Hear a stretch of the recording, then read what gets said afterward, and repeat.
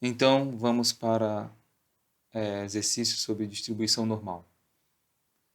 Então, o primeiro exercício é construir uma tabela de valores de probabilidade para a curva normal padrão.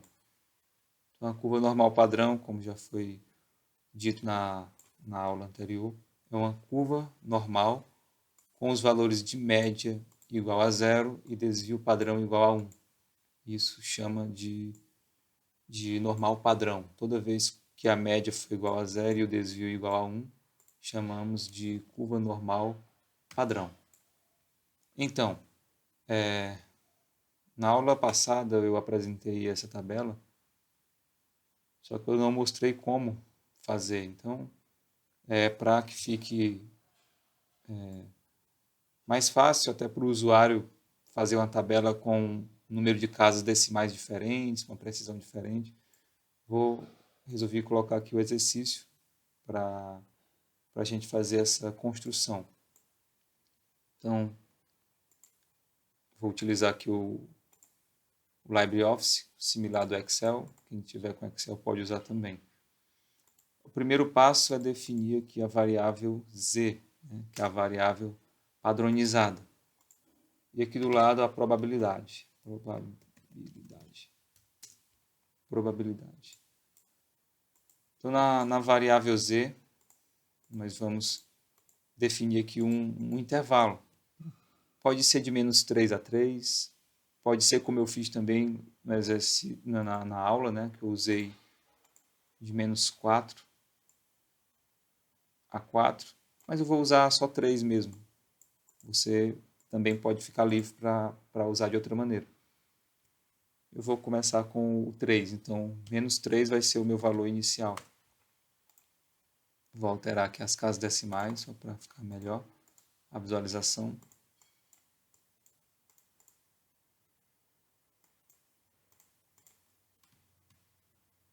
Então, a gente vai fazer aqui o passo, né, de 0,1 em 0,1 para ficar sempre essas duas casas decimais. Então, você pega o anterior mais 0,01 e você pode arrastar para baixo. E aí ele vai sempre de 0,1 em 0,1. Perceba que isso nos dá uma precisão aqui de duas casas decimais. Eu posso também fazer uma precisão apenas de uma casa, né? No caso eu colocaria 0,1. E aí eu teria essa precisão. Eu, no exercício, usei duas casas decimais, que fica uma tabela mais completa. Mas aqui, só para exercício, né, eu vou mostrar só com uma casa mesmo, para ficar uma coisa mais rápida. Então, você vai arrastando para baixo até chegar no seu limite. Nosso limite é 3, então é aqui. A gente tem...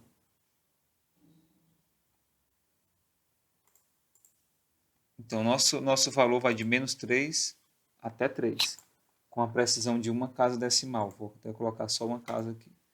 Uma casa decimal de precisão.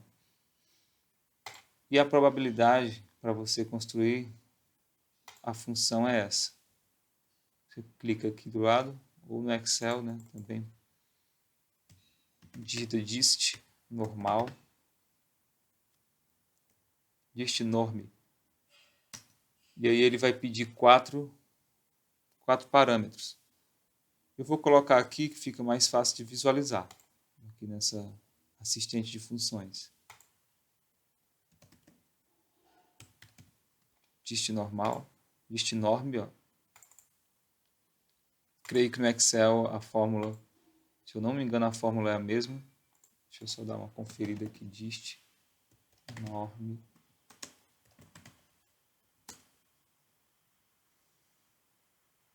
Já tinha entrado nesse site. No Excel, provavelmente é dist normal. E aqui é dist norm. Então, quem estiver usando Excel, a fórmula vai ser essa. Então, dist norm. Qual é o primeiro parâmetro? O primeiro parâmetro é o número. No caso, é o nosso número aqui do lado. Clica aqui. Qual a média? Como a gente está trabalhando com curva normal padrão, então a média é 0. Desvio padrão, 1, porque é curva normal padrão. E o que é que significa esse C aqui? É um valor que você pode colocar como 0 ou 1. Nosso caso será 1. Eu vou explicar a diferença daqui a pouco. Então, a gente tem aqui já a probabilidade. Vou colocar aqui com 1, 2, 3, 4, 5 casas decimais. E vou alinhar aqui à esquerda. Então, aqui a gente tem a probabilidade já. Então, eu quero só mostrar aqui, só deixar claro, que no Excel também, quem estiver mexendo com Excel, os parâmetros são os mesmos. Okay? Aqui nós informamos 4 parâmetros. Né? O número que está aqui do lado, o 0, que é a média. Né? Percebe aqui, ó, o primeiro parâmetro, o número, que é esse número aqui. Depois, o segundo parâmetro é a média, que sempre vai ser 0, né? Média 0. O terceiro parâmetro é o desvio, que vai ser 1. E o último parâmetro é esse C aqui. C, que é 1. Por que tem que ser C1, esse parâmetro? No Excel é a mesma coisa, são os mesmos parâmetros. X, que é o número, média, desvio, e esse C, que é o cumulativo. Eu gravei aqui nos favoritos.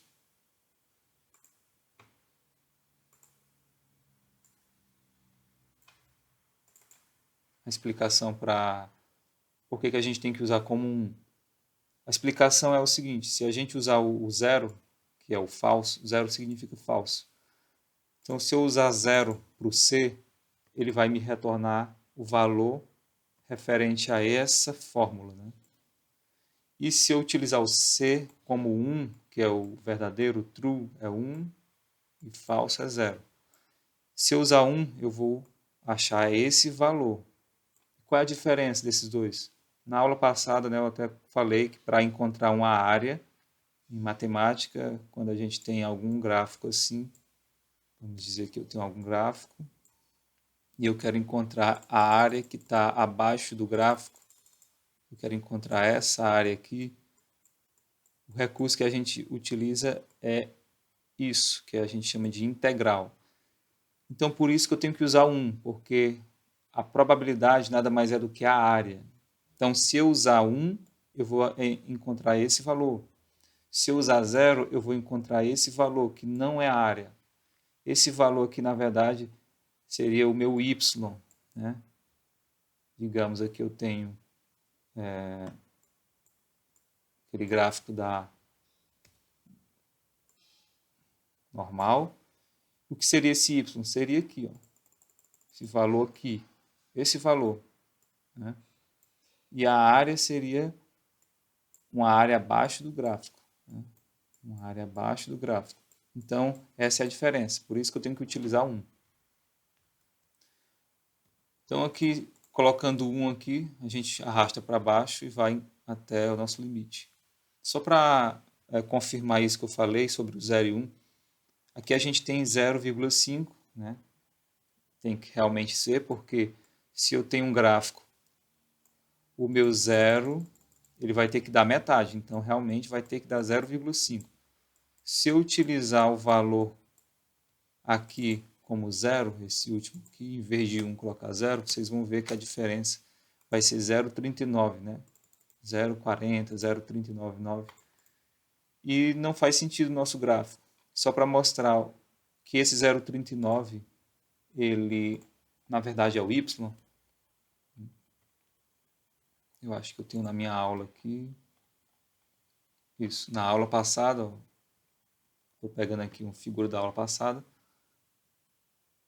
Olha aqui, em cima a gente tem o 0,40, né? Que na verdade, aqui fazendo essa aproximação, é o 0,398. Né? Então, aqui em cima, quando for 0, a gente vai encontrar esse valor que vai dar exatamente aqui 0,398. Então, esse valor aqui, quando eu uso 0, corresponde ao y, né? Corresponde a esse valor aqui, o valor que está aqui. E quando eu coloco o valor com 1, quando eu utilizo 1 aqui, então eu encontro 0,5, que significa a área, né? E agora sim, eu tenho essa área aqui, toda essa área aqui de lado. Então essa é a diferença. Então aqui a gente já tem nossa tabela pronta, né? Aí também, como eu mostrei na aula passada, você pode fazer a probabilidade complementar, né? Eu vou chamar aqui de probabilidade menos 1. Ou seja, você vai pegar essa probabilidade, tirar 1, que vai ser o complementar. Ou seja, quando eu tiver aqui uma probabilidade aqui em 1, por exemplo, a gente tem esse lado. Da esquerda para a direita, a gente vai ter essa área. Mas se eu quiser essa outra área aqui, que é a complementar, então fica naquela outra coluna, que é a coluna menos 1. Menos 1 porque a soma sempre vai ter que ser 1.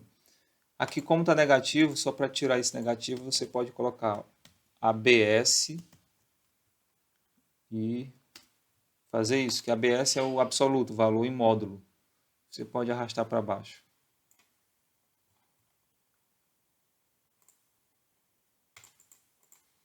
Então é isso. Aqui você já tem um gráfico, você pode, a tabela, aliás, você pode usar a sua tabela como você desejar. Aqui agora eu vou para o segundo exercício. Primeiro foi a gente aprender como fazer essa tabela. O segundo diz o seguinte: em uma amostra com distribuição normal padrão, qual a probabilidade de um elemento estar localizado entre? Aí ele vai dar aqui o intervalo e entre esse outro intervalo. O primeiro intervalo é de menos 2 desvios padrões a menos 1,5. Então vamos descobrir aqui essa probabilidade. 1,5 fica mais ou menos por aqui, né? Então ele quer essa probabilidade de algum elemento dentro dessa distribuição estar localizado, né, aqui nesse intervalo. E o outro intervalo que ele pede é de 1 a meio, né, menos meio. Fica aqui. Então ele quer a probabilidade desse primeiro e desse segundo intervalo. Então a gente vai ter que fazer como? A gente vai ter que fazer as diferenças, né? Já foi mostrado na aula passada como é que a gente faz isso. Mas vamos reforçar aqui nos exercícios. Se eu quero a distribuição de 2,5, vou ter isso. Perfeito? Mas eu não quero tudo isso. Eu quero só a partir daqui para cá. Perfeito? Eu só quero essa parte aqui que me interessa, que é isso aqui. Eu não quero essa parte aqui da cauda inferior, eu não quero isso aqui, eu quero excluir isso. Então, como eu quero excluir isso, eu tenho que fazer a diferença entre esse ponto aqui, que vai dar tudo, e depois eu tenho que tirar esse outro ponto aqui. Esse de 2, de menos 2, aliás. Então, quando eu faço o 1,5, né, menos o 2, então eu vou ter essa diferença. No caso aqui seria o menos 1,5 menos o menos 2.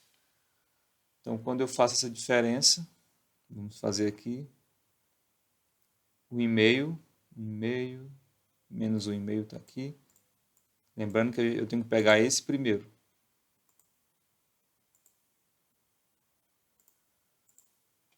E o 2 está aqui.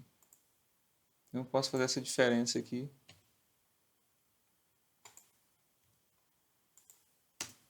Então, eu vou ter aqui esse valor.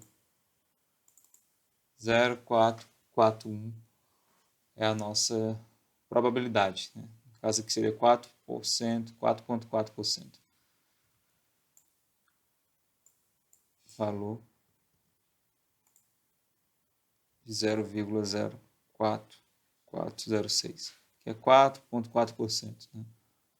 Para o outro intervalo, de menos meio a 1, né, que seria mais ou menos aqui até aqui, né? Mais ou menos essa área aqui. Então, vamos ter novamente a diferença. Aqui deu 498, que é... Então, a gente vai pegar essa diferença menos essa diferença. E a gente tem isso. Aqui ficou assim porque eu peguei o menor menos o maior, mas é essa diferença aqui que dá 14%. E a gente percebe que é uma diferença, né, é bem grande. Praticamente aí mais de 3 vezes, né, a diferença.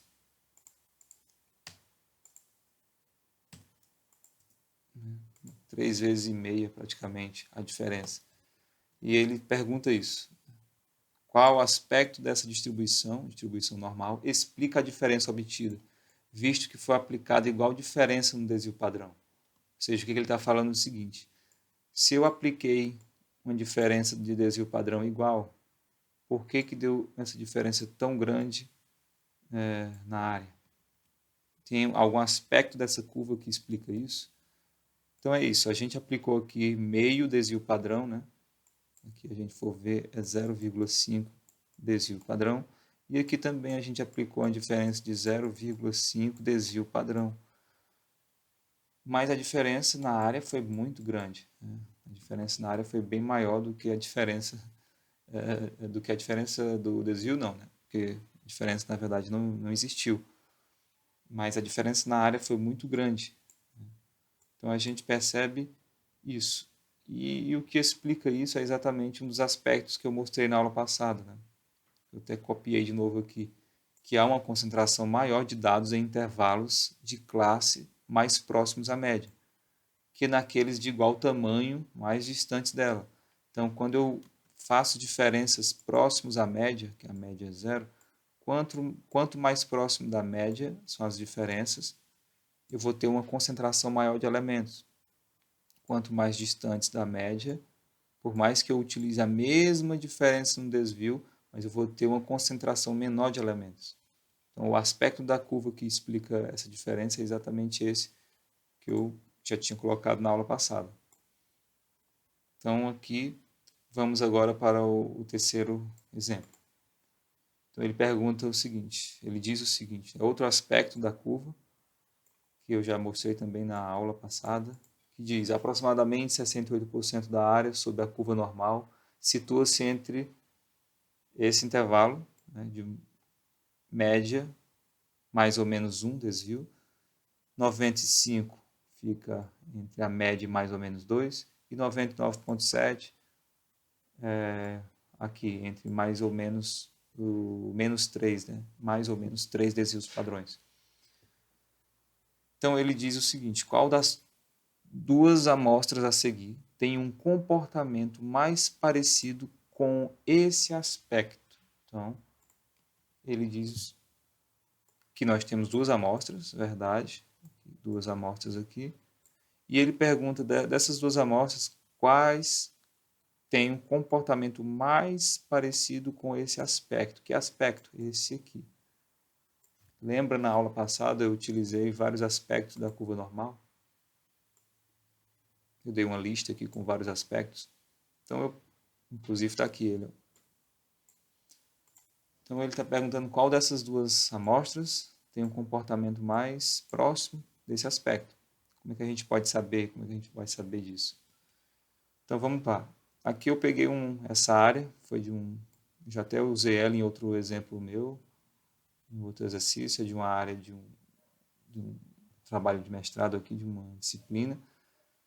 Eu estou utilizando o log dela. Apliquei o log na área e deram esses valores.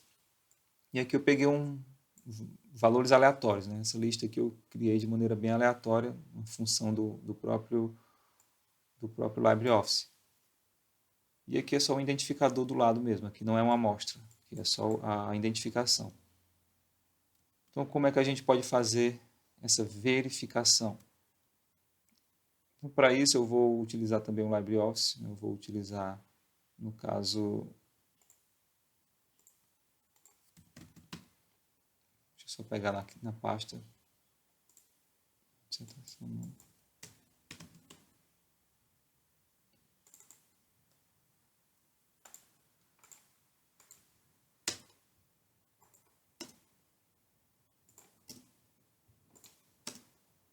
Já tinha preparado ela aqui. Vou só apagar aqui para mostrar como fazer isso. Então aqui eu tenho ela. Para isso a gente vai ter que primeiro padronizar. Antes, como é que eu posso fazer essa verificação? Primeiro eu tenho que padronizar. Então para padronizar, eu vou colocar aqui área padronizada e aleatório, padronizado. Padronização tem aquela fórmula, já mostrei na aula passada, e eu trago aqui embaixo. Primeira etapa, a gente tem que padronizar a variável. Essa fórmula aqui.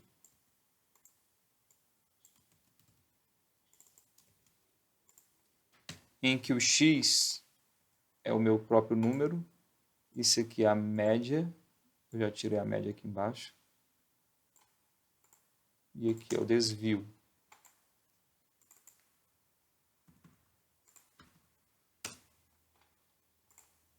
Posso botar arrasto para baixo.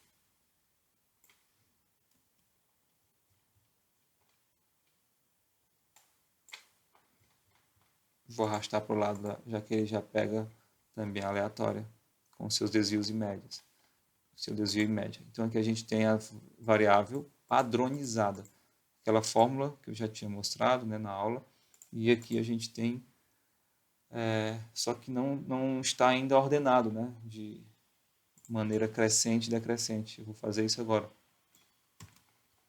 Vou copiar apenas os números. Eu vou ordená-los. Aqui, ordenar crescente. Vou colocar apenas a seleção atual, que é apenas o que eu tinha selecionado. Vou repetir a mesma coisa para esse. Ordenar crescente, seleção atual. Então a gente tem agora do menor para o maior. Por que é importante fazer isso? Vai ficar claro, vai ficar melhor de entender agora. Vocês lembram que eu tenho que fazer a verificação de qual que está mais próximo desse comportamento. Então a gente vai ver que quem está de menos 1 a 1, ó, aqui começa aqui, né? Nesse aqui primeiro, vou analisar primeiro esse aqui. Quem está mais próximo aqui de 1 está aqui, né? 1. O menos 1, aliás. Menos 1 e o 1 vai mais ou menos aqui. Está dentro do intervalo, né? Então ele finaliza aqui. Então eu vou contar quantos elementos estão nesse intervalo. Vou contar para facilitar a minha vida, eu vou fazer um contadorzinho aqui. Tem 68 elementos nesse intervalo. Já coloquei aqui no exercício. Tenho 68 elementos. De menos 1 a 1, eu tenho 68 elementos. De menos 2 a 2, quantos elementos eu vou ter? Então, eu vou ver dentro desse intervalo onde é que está de menos 2 a 2. Aqui começa, né? E aí eu vou verificar até onde tem 2. Até aqui eu estou dentro do intervalo. Ah, por que eu não conto até aqui? Porque aqui já passou do 2, que é o meu limite que eu quero perceber, que eu quero estudar. Então eu tenho 98 elementos dentro desse limite de menos 2 a 2. 98 elementos. E de menos 3 a 3, todos vão estar incluídos, né? Aqui a gente tem menos 2,70 lá em cima, está menor que menos 3. E aqui 2,26, que é menor que 3. Então, todos os elementos estão incluídos dentro do intervalo. Então, coloco aqui e faz a porcentagem. Usa a porcentagem, que o total é 102, então eu faço 68 dividido por 102 e assim sucessivamente, e acho essas porcentagens aqui. Isso para a LN diária. Agora para o aleatório. Mesmo comportamento. Né? Agora eu vou considerar esse do lado aqui. Vamos primeiro de -1 a 1. Ó, aqui está dentro do intervalo de -1. Se eu utilizar aqui, eu já vou fugir do intervalo. Vamos procurar até onde que vai o 1.